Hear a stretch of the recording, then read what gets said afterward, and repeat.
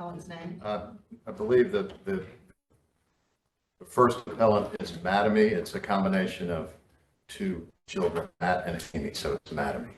Well, you know, I didn't think it would be complicated until I started reading the transcripts and everybody was saying, I don't know how to say this. World of apologies. And I thought, oh my goodness.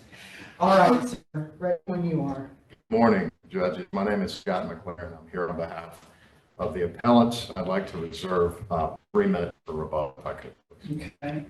This is a property rights case involving my client's right to fair and equal treatment under the law. And the issue to be determined today is whether summary judgment was proper, where, number one, the movement for summary judgment failed to comply with the summary judgment rule. Number two, a motion to compel relevant discovery had been heard and was pending at the time summary judgment was granted. And third, the record established issues of material fact on each element of the claims at issue. By way of background, my clients are landowners in suburban Hillsborough County who wish to sell their land to a home builder. And the home builder is also an appellant who was going to build homes on the property. And the actions of Hillsborough County in this case in denying a quasi-judicial rezoning application prevented the sale or development of the property for approximately 2 years. At that point, my client's property rights were basically frozen for that 2-year period. In April of 2023, the trial court granted our certiorari petition with respect to that rezoning decision, ruling that the rezoning denial was unlawful because my client had met all the criteria for approval in the rezoning ordinance. There was no evidence, the court ruled, that we did not meet that criteria. The quasi-judicial character of the rezoning decision at issue here is critically important to this case. In the quasi-judicial rezoning, the county commission applies the facts of the rezoning to the existing criteria in the previously adopted rezoning ordinance. Therefore, the county commission's discretion on quasi-judicial rulings is limited. As held by this court in the Verizon case, the commission is legally obliged, and I quote, to apply only the applicable ordinance and nothing else. A quasi-judicial decision is very different from a legislative decision, where the county commission, in drafting legislation, an ordinance, or perhaps in making changes to the comprehensive plan, has much broader discretion. Consider in the legislative context virtually any government concern or issue, not bound by criteria. Is your point on that if they want to curb development, they need to change the comprehensive plan versus not grant an approval of something that meets the current comprehensive plan? Yes, Your Honor. When the application... I want to just ask a follow-up question because I'm curious, and it's not totally clear to me from the briefs, if proposed development meets all the criteria, are you suggesting that the board has no ability to deny rezoning? Yes. In the quasi-judicial context, if the criteria is for a reason, the job of the commission in this case is to apply the facts of the application to the criteria. If the criteria is met, the application should be approved. If it should be or must be? Must be. If the criteria is not met, the board has discretion to approve it anyway. But under the property rights law, if Snyder and its progeny out of the Supreme Court, if the applicant meets the criteria, the board is required to approve. And that's the difference in quasi-judicial and legislative. In a legislative decision, there's much broader discretion, such as in the Richmond case from this court. I was involved in that case too. And in that case, it was a legislative decision. So in that case, this court ruled that, well, your discretion there is really, really broad. So any government purpose can support what you're doing there. But in this case, it's quasi-judicial. If you meet the criteria, you're entitled to approval. And that's why a lot of the legislative cases relied upon by the county. How do we get all the equal protection case law if that's true? A lot of that equal protection case law cited by the county is for legislative acts, such as Richmond, for example.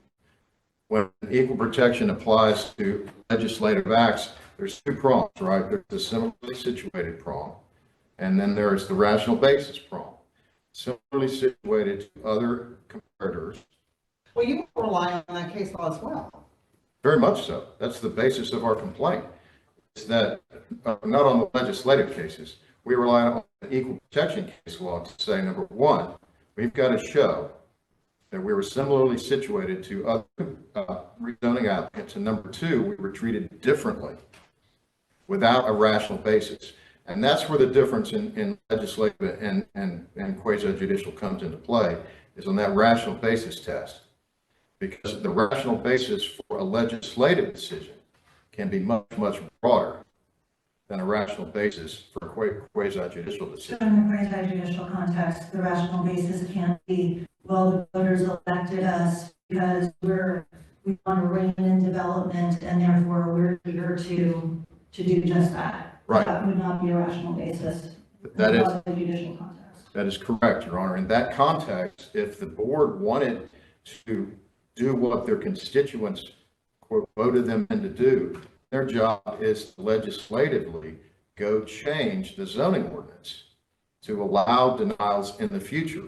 But what happens is the developers spend all this money and time, and the homeowners spend all this, energy getting the contracts. They go, they get all this work done, they go to the hearing, and the rules are already set out. The rules are in the ordinance. Well, one of the things I think I got out of the record is that in the discussion about this is a different members of the board is, and you mentioned that the board has discretion to grant a rezoning even if the criteria aren't met, is that we now have a board that was unwilling to do that.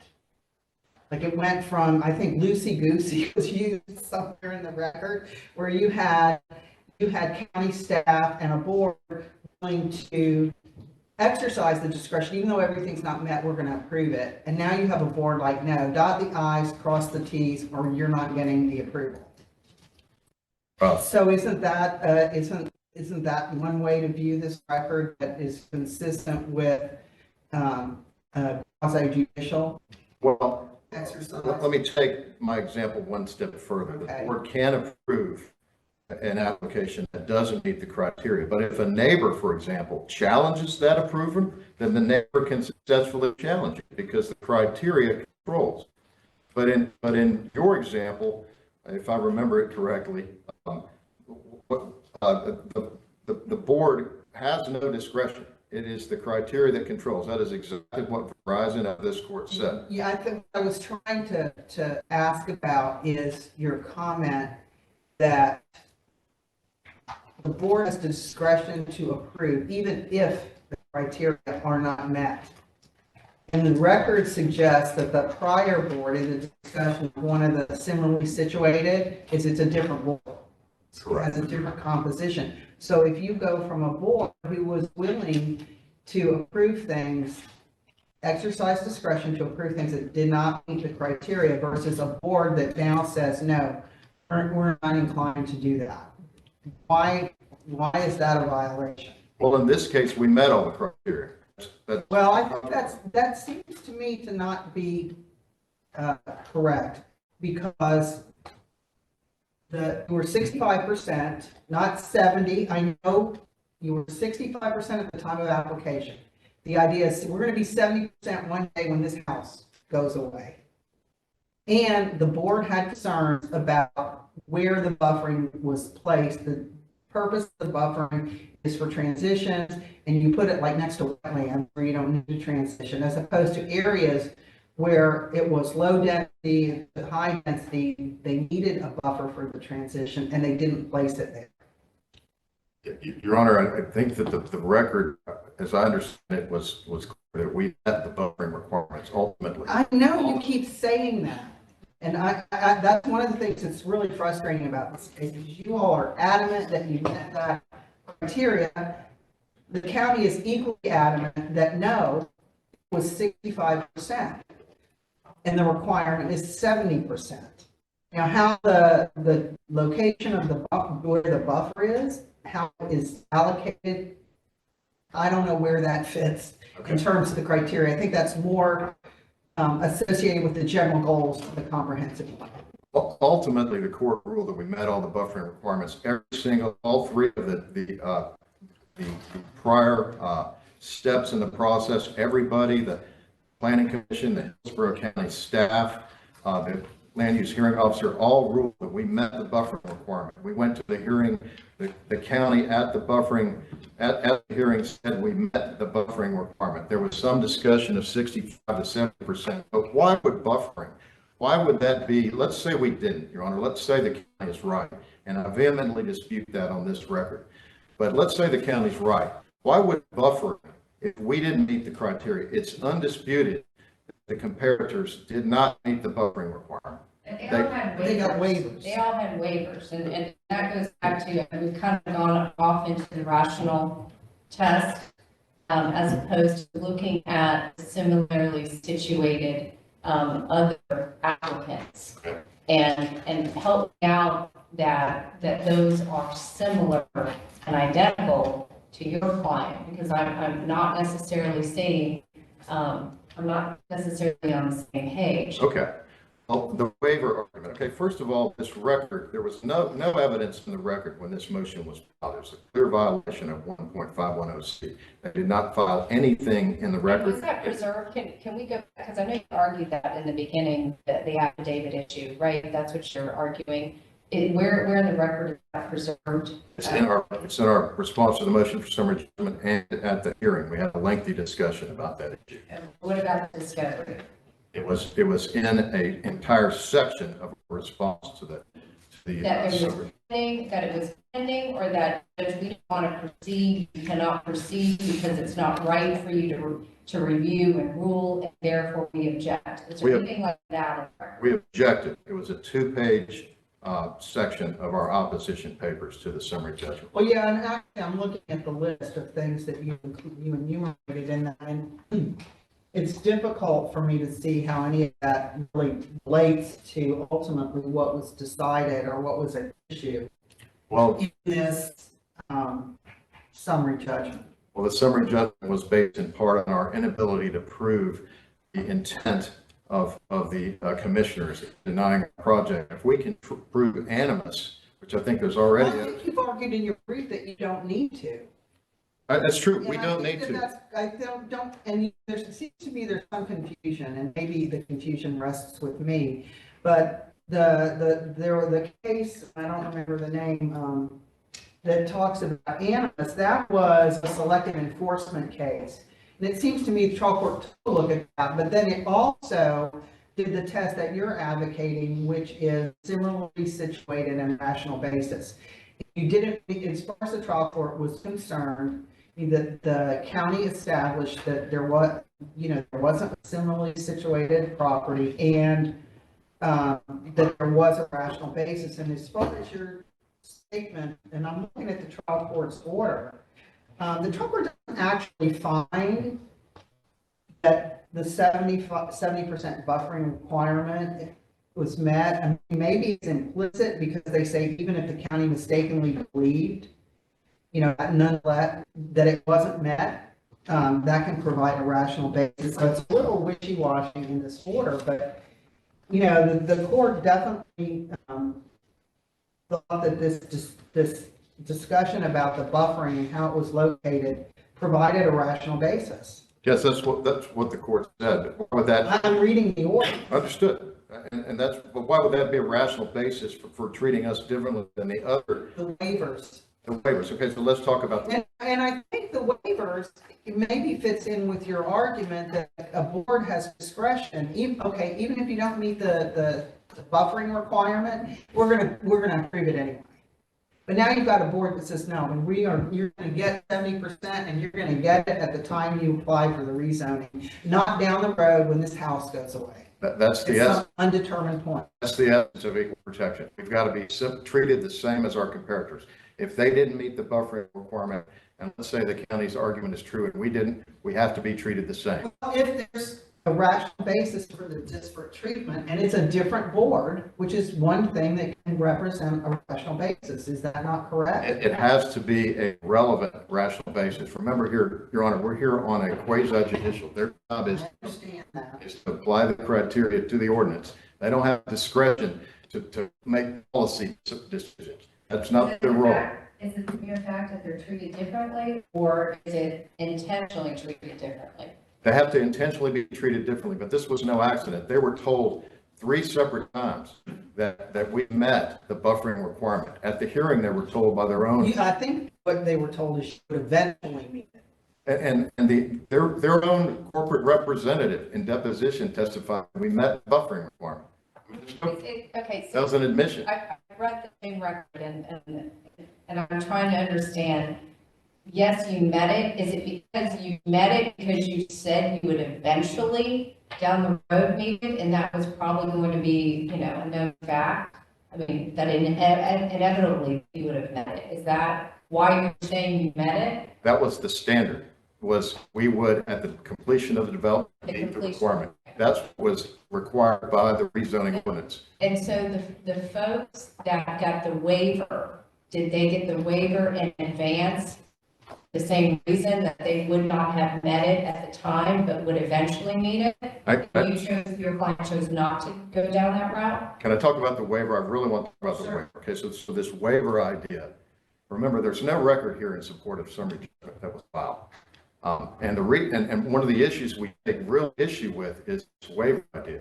There was no separate waiver. There was no ability to get a waiver of the buffering requirement in advance of the hearing. This is not some separate application. So how did the other folk that you claim that are similarly situated do that? What they did was they didn't meet the buffering requirement. So they came to their rezoning hearing and they told the county commission, we don't meet the buffering requirement. Will you please not apply it against us at the hearing? And the county commission said, okay, we're going to approve your development, even though you don't meet the buffering requirement. Did your client do that? No, my client came and met the buffering requirement. And we said, we meet the buffering requirement. Everybody at the hearing said we met the buffering requirement. Only the county commission had questions about the 65. So why would that be a valid basis for treating us differently? If we met the requirement and they didn't, how would that be a valid reason for approving the comparator applications and denying ours? It could not be. That's not logical. What Griffin and Burns cases say is relevant distinctions on the similarity test. Those are distinctions that a reasonable governmental official would take into consideration when making the challenge decision. What case was that, Burns? Burns and Griffin. Okay, and you're at 17 minutes. You can use your time however you want, sir. Well, I haven't even gotten into my outline hardly, but thank you for your time. I'll save my 3 minutes and see what I can do. Thank you very much for your. All right, sir. Morning, Your Honors. Stephen Todd for the respondent, for the appellee. I'm here with Mary Dorn, my co-counsel. We're both from the Hillsborough County Attorney's Office. May it please the court, I'm here to argue the due process, the DEC action, the Rule 1.510, and discovery issues. Ms. Dorman will argue the equal protection issue. Okay, well, we talked a lot about equal protection. So, I'd like to keep arguments short so that Ms. okay, yeah, I really want to get into that, but Yes, ma'am. go ahead. Thank you. And Your Honor, on to the the, extent they did, I'm not trying to tell you how to do your argument, but for our benefit, to the extent that you're responding, just stick with the things that he argued and let's say you're responding to what's actually been argued. Thank you. yes, ma'am. So there were no arguments presented on any of the 4 issues I have to present. We've raised and argued all of these positions in our brief, and I'll leave the balance of my time to Ms. Dorman to argue the protection issue. Okay.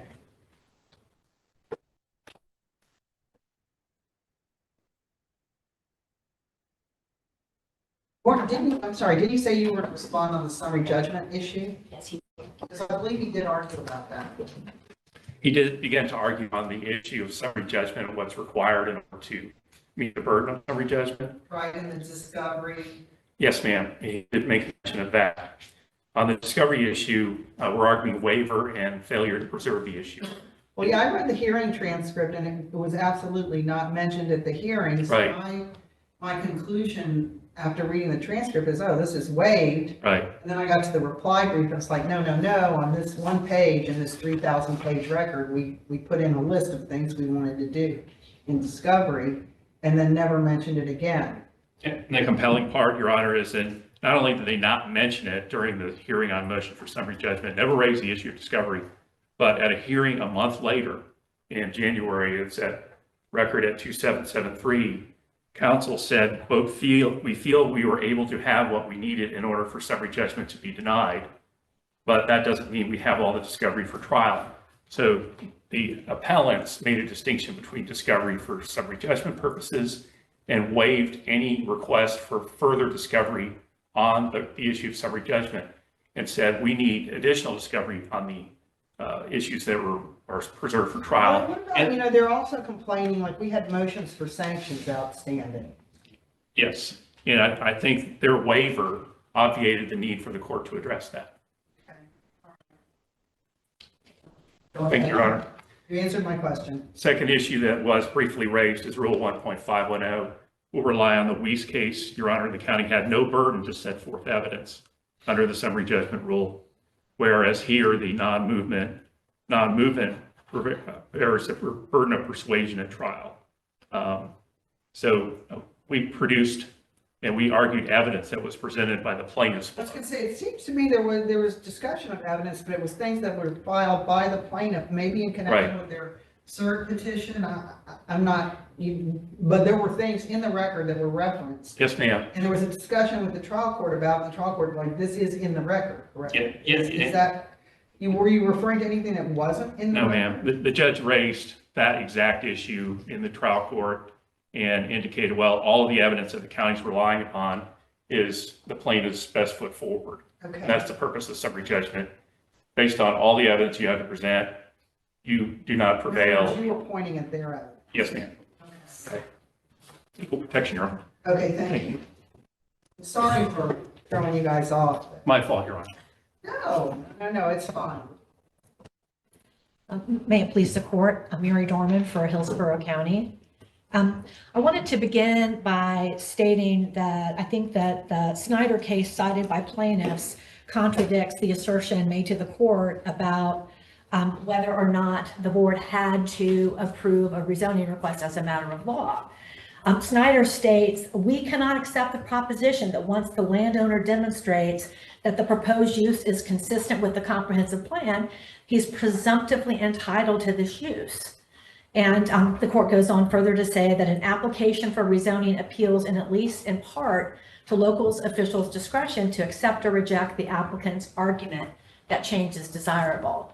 So unlike some of the other quasi-judicial decisions, like with, approving a plat or approving zonings that are already in the existing zoning, there's more discretion involved with a Because it's a rezoning. change. That's correct. Okay, so Yes. that's what you think the distinction is there? I think that is, I think that the law accords more discretion to the decision maker with respect to rezonings than other Even types in of a quasi-judicial quasi-judicial decisions. capacity. Yes, ma'am, in a quasi-judicial capacity, but anyway. So in this particular instance, the county respectfully requests that you uphold the very thoughtful and well-written order entered by the trial judge in this case, because the record shows and the uncontroverted facts in the record support as a matter of law that there were no similarly situated comparators. There was a rational basis for the difference in treatment, and there was no evidence of intentional discrimination as required by Florida courts. Well, that seemed to be a subject of dispute between the two of you all in your briefs on whether you needed that or not. And it's not entirely clear to me. I went and read the cases, in I guess the Florida case that was cited, referenced selective enforcement. I don't know if that has something to do with why they talked about intentional discrimination in that case, but it seems to me that even if if you don't need it, you at least need the comparator, and a rational basis, and the trial court addressed all three. The trial court addressed all three, and you're correct, Your Honor. If the evidence does not prove up as a matter of law that the intentional discrimination is required, the court should still uphold the trial judge's order below because of the no comparators, no similarly situated comparators that are. Why isn't Stogie Ranch an accurate comparator? Well, according to the trial court, those two rezonings were, they were different in that Stogie Ranch secured a waiver. And What's the waiver process? Is there one step forward? the waiver process, particularly with the RP2 perimeter buffer, I think was just a very prevalent practice. So prevalent, in fact, that all 6 of the comparators referred to by plaintiffs asked for one.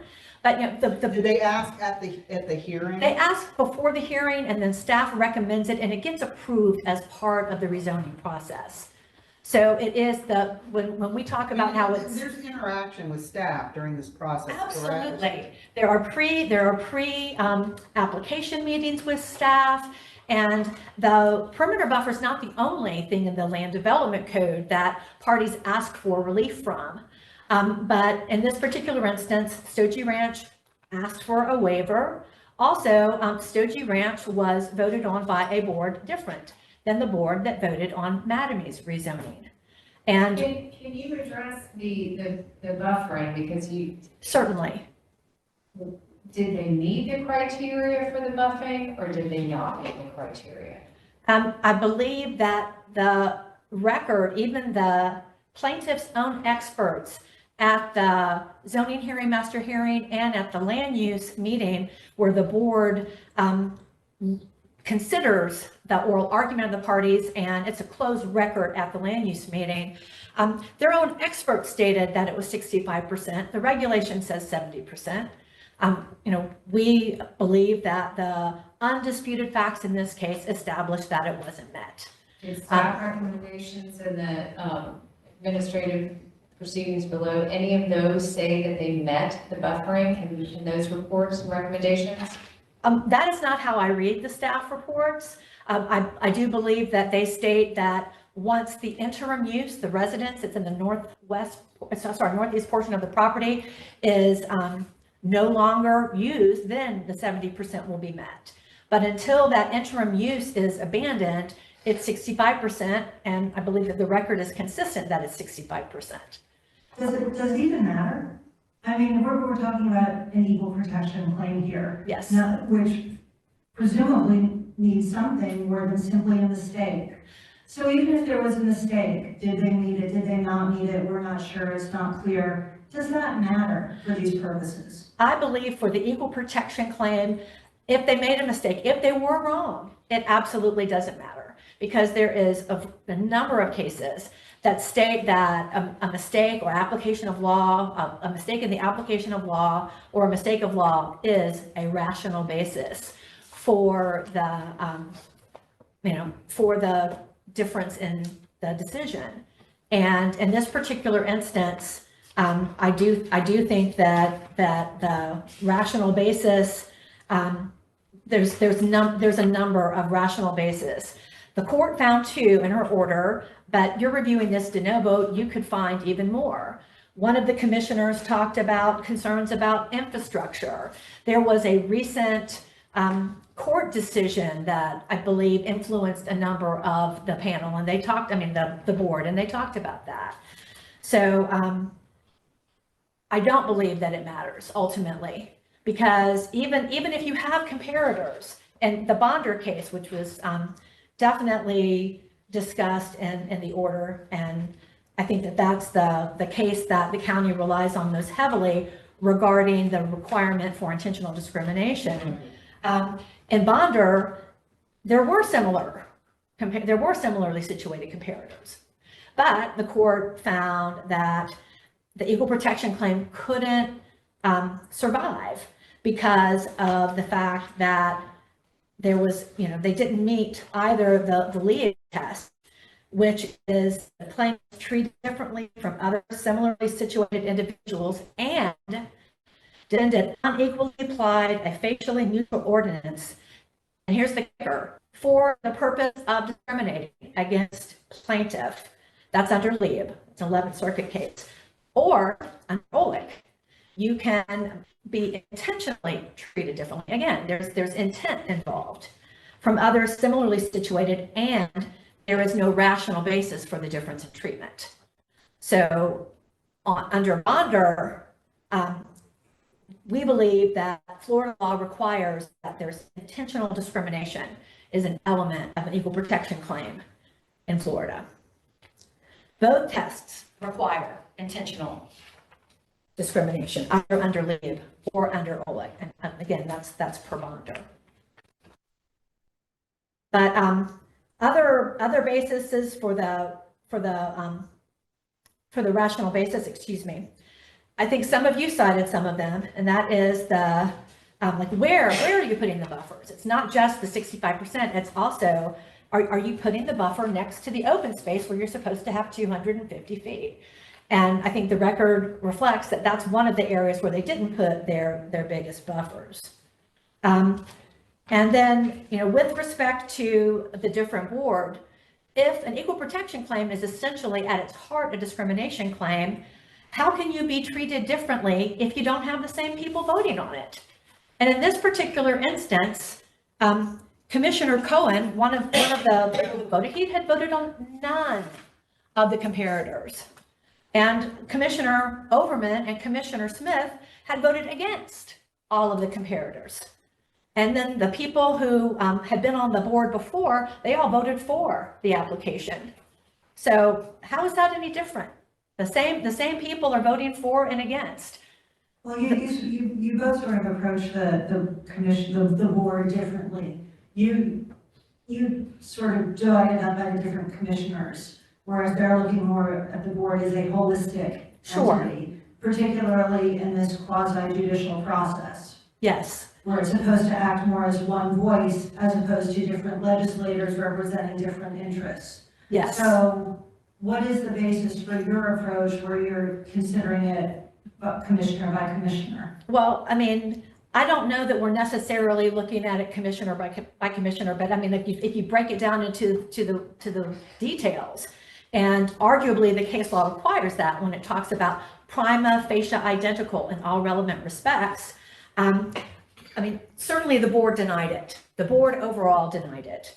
And there's a lot of case law, which we cited in our brief, that talks about how different boards or things being decided at different times, that they're all relevant to the prima facie identical in all relevant respects. And what was the gap in time between the nearest asserted comparator? I believe that the nearest asserted comparator, I think it was 5 months. I thought it was 3. I thought that it was 5. Okay, well. But I think 5, they were- I mean, I would loathe to disagree with Your Honor. No, there's a lot in this record. And my memory isn't always what it should be.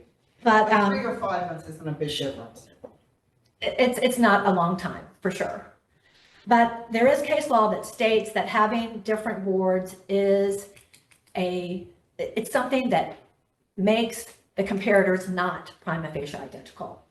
And the PERS case, which was cited that's a 7th Circuit decision, decided by the 11th Circuit in Campbell and the District Court in Burns. I mean, again, we have all that. We covered that in our briefs. So, rational basis. It's incumbent upon the plaintiffs to negate every conceivable rational basis. The case law does not require that the reasons even be articulated. And with respect to the differentiation between quasi-judicial and legislative, I don't think that the case law really, I didn't read a case that said, oh, the rules are different when it's quasi-judicial. And certainly, this court in Richmond, it was a legislative decision, but it seems that the equal protection and the substantive due process are essentially the same. And while we didn't cite this case in our brief, we did cite it in our memorandum of law. It's Silvio Membrano, and that's a third DCA. It says rational basis test under Florida. Due process is the same as the rational basis test under Florida equal protection. Doesn't say anything about, if it's quasi judicial, then we just throw the rational basis completely out the window. That's absolutely not what the case law requires.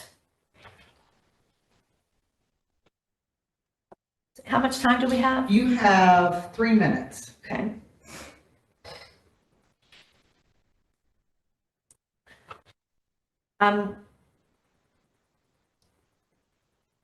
Again, if one is not very mindful about the level of similarity that the comparators need to have, or if one is not mindful of the rational basis, then a garden variety zoning dispute can become a federal case.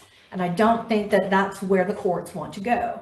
This Well, court, and I think Oleg, mentions like, this is how we avoid having every zoning issue become a federal case. yes, I mean, I'm paraphrasing. And, well, yes, It's and- much and- better, but and there is again, concern for that in the case. yes. But again, Oleg talked about similarly situated. It did not get into prima facie identical until the Oleg case law was further developed in Right. in the federal courts. Oleg didn't say a whole lot. No, and it was very, The motion to dismiss stage, it was just basically talking about sufficiency of the pleading. yes, yes. But it's, it's not I think it was in Cordy Allen, and that's a case from the first district that was cited by the 11th Circuit in Campbell and the Southern District in Burns. It says Oleg's class of 1 suit serves as an important but relatively narrow function. It's not a vehicle for federalizing run-of-the-mill zoning, environmental, and licensing decisions. So, let's see.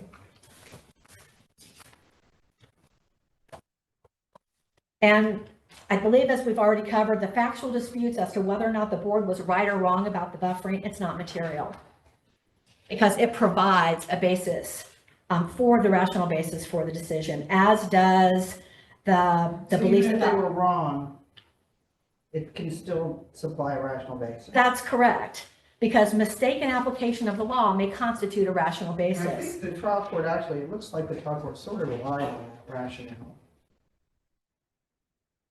I mean, she cites that in Yes. the order, Yes, so I think it was really ambiguous on that point. yes. Just to clarify, with the denial having been quashed, the development is going through, correct? That's it's been approved. So the board did approve it.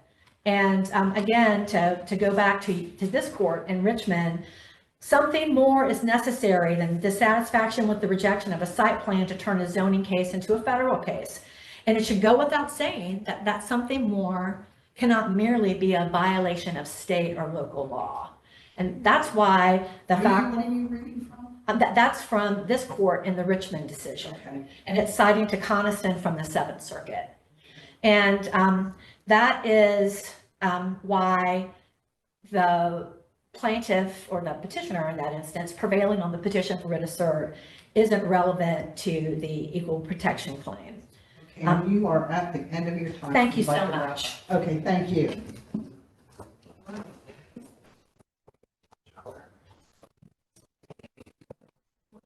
I had too much stuff.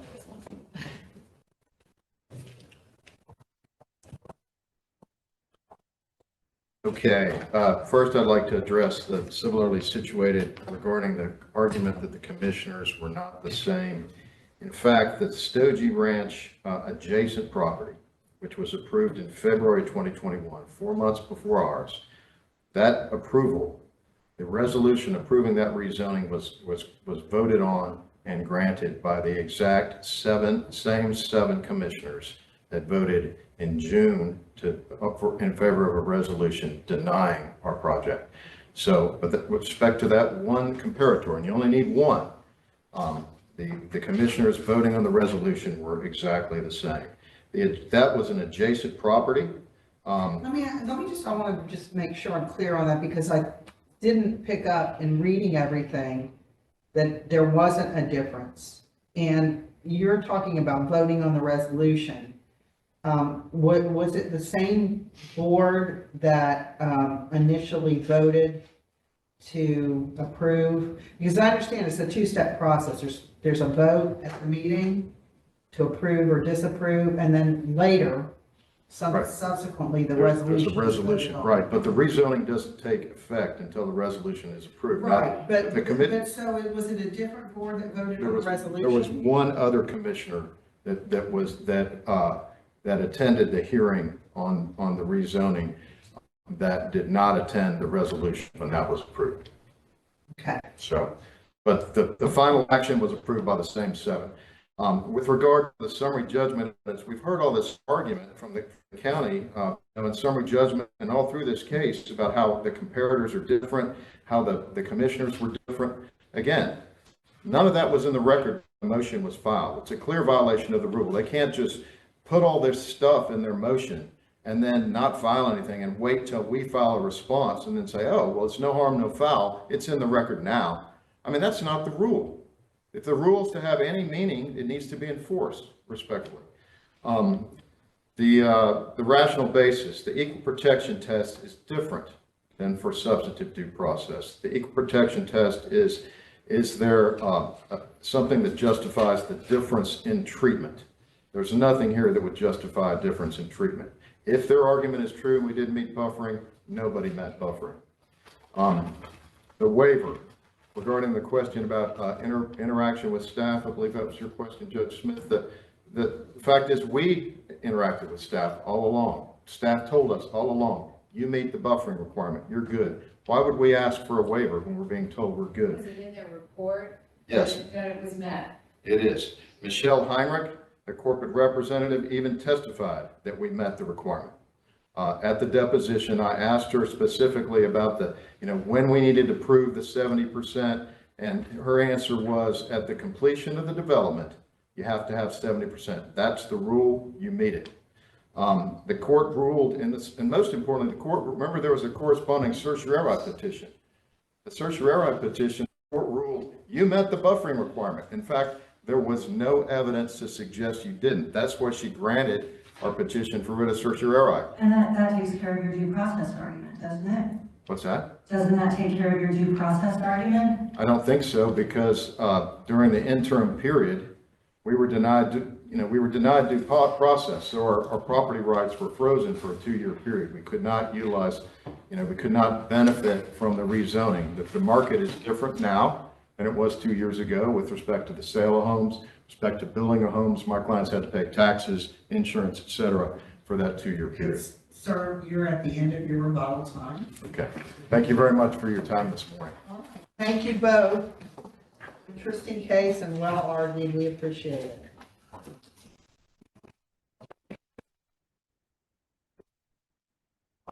Next on our docket this morning is Pella versus LaFever. I feel I probably didn't pronounce either correct.